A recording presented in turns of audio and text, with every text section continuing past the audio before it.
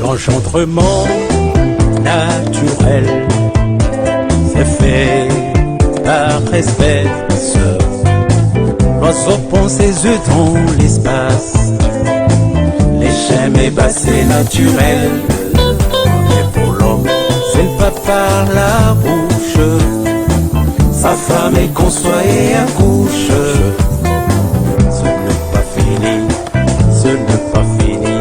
Dieu aussi a un fils, Dieu aussi a un fils. Et que cela m'étonnerait, je veux savoir. Mais comment Dieu peut-il avoir un fils? Amis internautes, je vous salue. Aujourd'hui, nous allons parler du bonheur. Mais le bonheur n'est autre chose que la culture de la paix intérieure. C'est pour cela que nous avons, durant 4 ou 6 vidéos, parlé de la paix. Notre maître, Kadima Le Mwakwidi, nous a démontré que le bonheur n'est autre chose que la paix intérieure. Évidemment, le bonheur se définit comme étant un état essentiellement moral.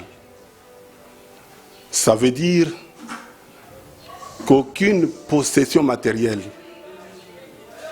ne peut procurer du bonheur. Le bonheur, c'est une notion assez complexe. Pour cela, nous allons rassembler les idées reçues de notre maître pour vous faire comprendre ce que c'est que le bonheur. Je sais que toute l'humanité, tout être humain aspire au bonheur. Mais le bonheur, où est-il? Il réside en quoi? Comment peut-on parvenir au bonheur? C'est de cela que nous allons parler aujourd'hui. Kadima Le Mwakwidi nous a démontré qu'on peut être heureux à tout moment et dans toutes les circonstances. J'avais lu quelque part un conte indien qui disait qu'il vivait dans un village un homme très affable dont le visage trahissait toujours le bonheur, le visage toujours épanoui et le sourire permanent. Alors les gens ne comprenaient pas comment un homme vivant sur cette terre, entouré de tous les problèmes qui accablent les hommes, les femmes, les enfants, peut-il être à tout moment et en chaque circonstance toujours heureux? Alors, la plupart des gens qui étaient riches sont allés le voir pour lui demander son secret du bonheur. Il ne voulait pas leur donner ce secret-là. Jusqu'au moment où un petit enfant vient le consulter au sujet du bonheur, de son bonheur. Il lui dit: mon fils, mon secret de bonheur réside en 3 choses. Primo, je n'ai aucune jalousie envers qui que ce soit. Deuxième chose, je n'envie personne à cause de son bonheur apparent, parce que je ne connais pas ses peines secrètes. Troisième chose, je m'accepte moi-même tel que je suis. Et si tu retiens ces 3 choses, tu seras heureux dans ta vie. Et c'est ce que nous avons remarqué chez notre maître. Il avait des problèmes comme tout le monde, mais ces problèmes-là ne l'accablaient nullement. Il était toujours heureux. Il parlait sur le même ton. C'était difficile de le surprendre en colère. Et cela, il nous l'explique. Il dit que la chose la plus importante pour un homme, pour qu'il atteigne le bonheur n'est pas en dehors de l'homme. Il faut qu'il sache, que chacun sache que son propre bonheur est au sein de lui-même, dans son cœur, dans sa conscience. Parce que aucune possession matérielle ne peut procurer le bonheur. Et je vais vous donner beaucoup d'exemples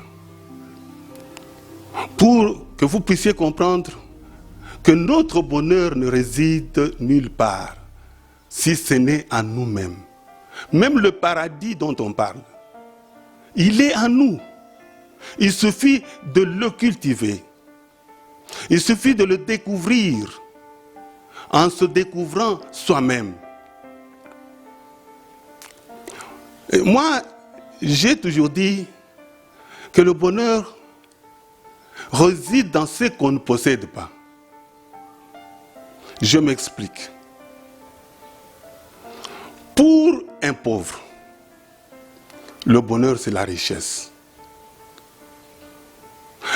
Les riches sont-ils réellement heureux? Parce que nous avons des témoignages des gens qui sont riches en biens matériels, mais qui sont très déprimés dans leur vie. Et qui peuvent même aller jusqu'à se suicider. J'ai toujours donné l'exemple pour les pauvres, les riches sont heureux. Mais sont-ils réellement heureux? C'est ce que nous allons voir. Pour un couple sans enfants, les enfants sont leur bonheur, constituent leur bonheur. Pour quelqu'un qui est malade, hospitalisé, une maladie qui a duré, le bonheur pour lui, c'est la bonne santé. Pour quelqu'un qui est en prison, le bonheur pour lui, c'est la liberté. Et ainsi de suite. Voyons en détail ce qu'il en est. Je pensais que la plupart des gens qui se suicident le font parce qu'ils sont malheureux. Ils sont malheureux du point de vue matériel. Mais tout le monde sait que en 1993, Monsieur Pierre Bérégovoy, Premier ministre français en fonction, se suicida. Était-il pauvre? Qu'est-ce qui lui manquait sur le plan matériel? C'est pourquoi j'ai dit que le bonheur, c'est un état essentiellement moral. Si vous lisez l'histoire de Pierre Bérégovoy, vous trouverez que la cause de son suicide était plutôt d'ordre moral. Il était acculé par la décadence et les accusations portées contre le Parti socialiste français. Cela l'a amené au suicide. Donc, ça veut dire qu'il ne considérait pas la richesse comme le bonheur. Il trouvait que le bonheur pour lui, c'était d'être un homme intègre, un homme honorable. Il n'y a pas que lui. Au monde, chaque année, il y a environ 330 000 cas de suicide. Ce qui veut dire que toutes les 40 secondes, il y a quelqu'un, un homme, une femme ou un enfant qui se suicide quelque part dans le monde. Toutes les 40 secondes. Et les causes de ce suicide ne sont pas pareilles. Et d'ailleurs, la liste qui a été publiée en 2019, la liste des suicides, donc les pays les plus touchés par le suicide sont 183, parmi lesquels le peloton de tête est constitué de grands pays, comme les États-Unis d'Amérique, comme la Russie, comme la Corée du Sud, comme la Belgique, sans compter les pays les plus touchés par le suicide, parmi les 30 premiers. Les causes sont multiples et variées.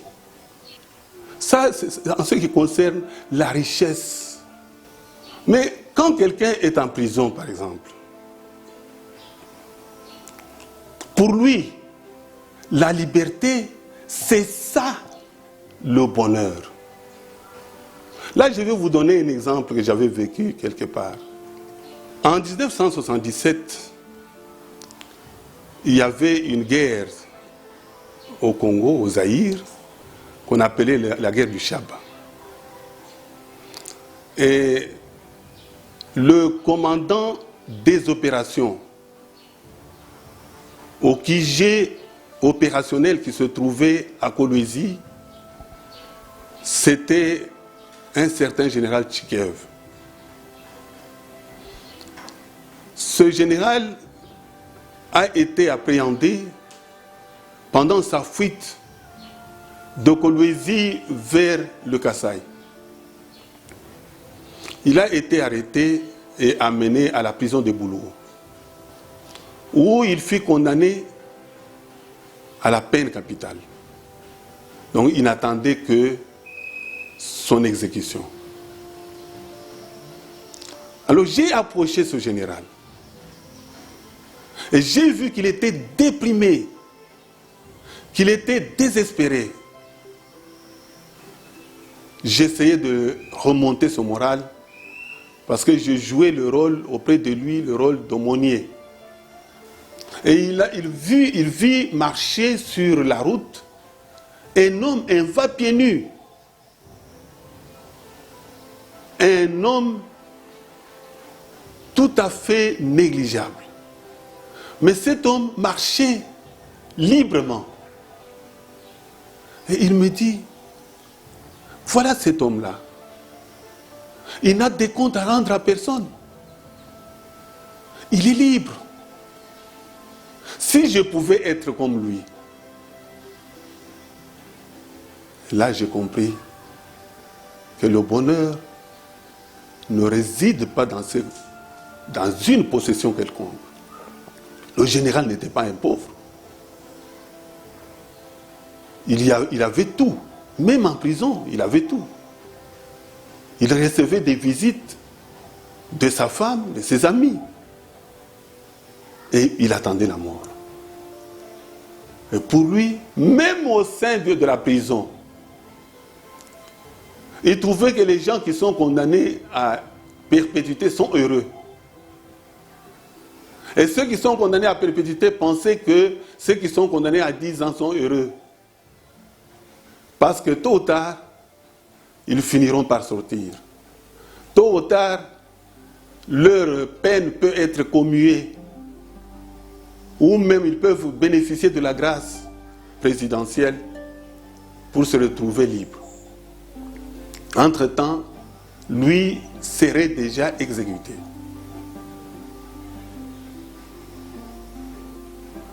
En ce qui concerne les couples mariés, mais qui n'ont pas d'enfants, pour eux, le bonheur ce sont les enfants. Ne fût-ce qu'un seul enfant. J'en connais comme ça. Qui n'avaient pas d'enfants et qui trouvaient que toutes leurs possessions étaient inutiles. Évidemment, ils pouvaient adopter un enfant. Mais chez nous, en Afrique, un enfant adopté n'est pas votre enfant. Il ne peut pas remplacer l'enfant légitime, l'enfant qui vient, qui naît de vous. Voilà. La notion du bonheur est insaisissable. C'est pourquoi chacun doit s'accepter. Accepter sa condition aujourd'hui, sa condition présente. Et vivre au présent. Ça, c'est l'enseignement de notre maître. Pour être heureux, il faut vivre au présent. Il ne faut pas retourner en arrière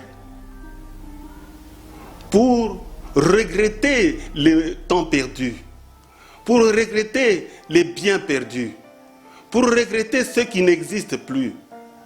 Il ne faut pas précéder le temps, aller dans l'avenir et faire des projections chimériques peut-être et qui ne serviront à rien si ce n'est qu'à augmenter des soucis, à augmenter des stress. Nous devons accepter de vivre au présent avec ce que nous avons. Moi, j'ai vécu au village et je sais que au village, il y a du bonheur authentique qui n'est pas un bonheur artificiel, cousu de toutes pièces. Non, le bonheur authentique. Vous trouvez quand quelqu'un rit, il rit aux éclats. Et pendant qu'il rit, peut-être qu'il est dans l'obscurité. Parce qu'il n'y a pas du courant. Il est dans l'obscurité, où il se contente de la lumière de la lune.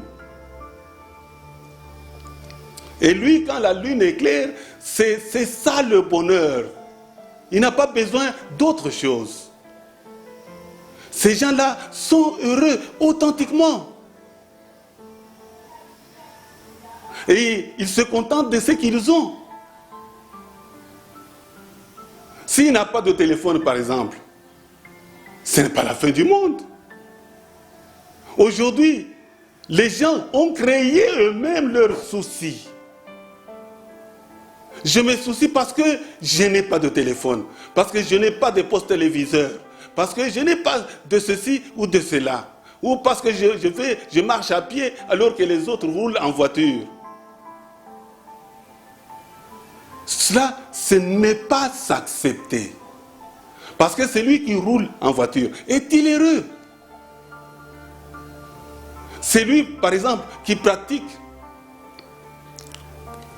le transport en commun, c'est un homme, c'est parmi les hommes les plus stressés. Parce que quand ces voitures sortent, quand ces bus sortent, il n'a pas le cœur tranquille, il n'a pas la paix du cœur. Parce qu'il pense à tout moment, peut-être qu'un des bus est allé faire un accident. Pour qu'il puisse respirer normalement, il faut que tous les bus qui étaient sortis reviennent à la maison. Et c'est parmi les gens qui souffrent des maladies chroniques, les maladies cardiovasculaires. On disait que les maladies comme le diabète, comme l'hypertension, sont des maladies de riches. Donc des gens qui ont changé leur mode de vie. Qui mangent des choses avec lesquelles ils n'étaient pas habitués. Ils ont attrapé des maladies inconnues jusque-là dans leur culture, dans leur milieu de vie. Parce qu'ils ont tout simplement, ils ont voulu s'adapter à un autre mode de vie. Et ça crée des soucis, ça crée des stress. Et en fin de compte, il tombe malade. Et les maladies incurables. Il dépense des grosses sommes d'argent pour se faire soigner. Je connais un homme riche de ma ville, mais qui était tombé malade. Et on lui avait prescrit un régime très rigoureux. Ne mange pas ceci, ne mange pas cela, ne mange pas ceci, ne mange pas... Alors qu'il avait tout ce qu'il fallait pour se faire plaisir, prendre des repas copieux. Donc il lui était tout interdit. Un régime rigoureux. Un jour, ils avaient fait appel à mon église pour qu'on puisse prier pour lui. Et quand nous y sommes rendus, il avait littéralement préparé pour nous un festin, mais auquel lui-même ne touchait pas. Parce que tout ce qui était servi à table lui était interdit. Et qu'est-ce qu'il prenait lui pendant que nous on se régalait avec les mets copieux qui nous étaient servis? Il, lui, se contentait d'un morceau de poisson fumé. Et encore que, à la première bouchée de ce poisson fumé, il a commencé à tousser. Tousser terriblement. Au point que nous étions saisis de compassion pour lui.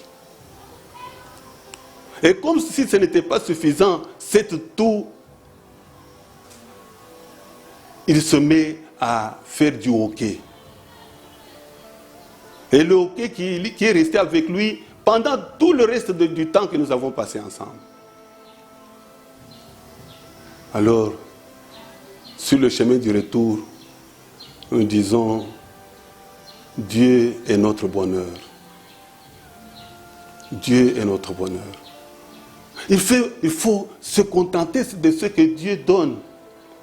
Un sage juif disait, ne vous souciez pas du lendemain. Le lendemain se souciera de lui-même. C'est-à-dire le présent de Kadima Mwakwidi. Le présent qui nous recommandait de saisir et de vivre pleinement. Quelles que soient les conditions, quel que soit le lieu, quelles que soient les circonstances, nous devons être heureux. Et lui-même, je crois le bien le plus précieux pour lui, c'était son église. Mais, que n'a-t-on pas vu? L'église suspendue. Des adversaires, des concurrents, de tous côtés. Mais son humeur ne change pas. Il en parle comme s'il n'était pas concerné. Et pour nous, il nous disait, vous savez, moi je n'y suis pour rien. Le propriétaire de ma vie, c'est Dieu. C'est lui qui m'a donné tout ce que j'ai. Il peut le reprendre à tout moment. Même mes enfants, il peut le reprendre à tout moment. Ça ne peut pas altérer mon bonheur. Parce que mon bonheur, c'est lui en moi. Mon bonheur, c'est moi-même vis-à-vis de lui. Voilà son enseignement sur le bonheur. Et c'est pour cela que je vous ai dit que le bonheur, c'est l'autre nom de la paix. Ou la paix, c'est l'autre nom du bonheur. Dans ma langue, il y a un proverbe qui dit Mwana wanyama utualala, talala. ça veut dire quoi? Littéralement, un jeune animal ne roupit, ne dort profondément que là où il y a la paix. Là où il n'y a pas de bruit. Parce que dans les bruits, il peut y avoir quelqu'un qui en veut à sa vie. La paix vaut mieux que tout. C'est pourquoi nous en avons parlé en long et en large. Et si on veut être heureux, ce qu'on doit rechercher, c'est la paix. À commencer par la paix intérieure. La paix autour de soi. Ne rien entreprendre qui puisse nous attirer les jalousies, les disputes, les conflits des autres. C'est ça le bonheur. Et c'est pour cela d'ailleurs que ceux qui attendent le Messie, qu'est-ce qu'ils attendent? Ils disent qu'ils attendent le royaume de Dieu. Le royaume de Dieu est décrit comme un royaume de paix. Et d'ailleurs, il y a un prophète qui dit que le Messie, quand il viendra, on l'appellera prince de paix. Pas prince de bonheur, prince de paix. Le jour où l'homme sera en paix avec lui-même, le jour où l'homme sera en paix avec les autres, le jour où l'homme sera en paix avec sa femme, avec ses enfants, il connaîtra le vrai bonheur. Parce que ce qui trouble le bonheur, c'est le manque de paix. Là où il n'y a pas de paix, il n'y a pas de bonheur. Parce que le bonheur est tributaire de la paix. Voilà pourquoi nous devons rechercher la paix. Si nous voulons un jour être heureux, un bonheur durable. C'est pas n'importe quel, c'est pas la joie, parce que la joie est furtive. La joie passe. La joie est liée à un événement, à une circonstance donnée. Mais le bonheur, c'est quelque chose de durable. C'est un état. Cet état que nous devons cultiver. Cet état que nous devons protéger. L'état moral. C'est ça le bonheur. Alors, selon notre maître, le paradis est en nous. Le paradis, c'est une construction mentale. Le paradis, c'est la neutralisation des émotions négatives. Le paradis, c'est la neutralisation des sentiments et des passions négatives. Et cultiver à la place des émotions pures qui portent à l'amour, à la joie. Et d'ailleurs, c'est la raison pour laquelle, partout où il est passé, il parlait de la joie. Et les gens s'exclamaient qu'il était l'incarnation même de la joie. Parce que, à travers ses paroles, il diffusait la joie. À travers ses actes, il diffusait la joie. Il était en paix avec lui-même et avec tout le monde. Même ses ennemis. Même des gens qui lui en voulaient. Les gens qui pensaient du mal de lui. Les gens qui le ridiculisaient. Il était en paix avec lui, avec eux. Il était en paix avec tout le monde. Parce qu'il était en paix avec lui-même. Et c'est ça l'école du bonheur. Le bonheur ne se trouve nulle part ailleurs. On peut être malade, très malade même, mais on garde encore le réflexe du rire. On peut être endeuillé devant le cadavre de l'un de ses plus proches parents. Mais on garde quand même le réflexe du rire, le réflexe de la joie. Et d'ailleurs, ça se remarque, la nature elle-même nous enseigne. Les deuils chez nous, il y a des pleurs, mais il y a aussi la joie, il y a les danses, il y a des humours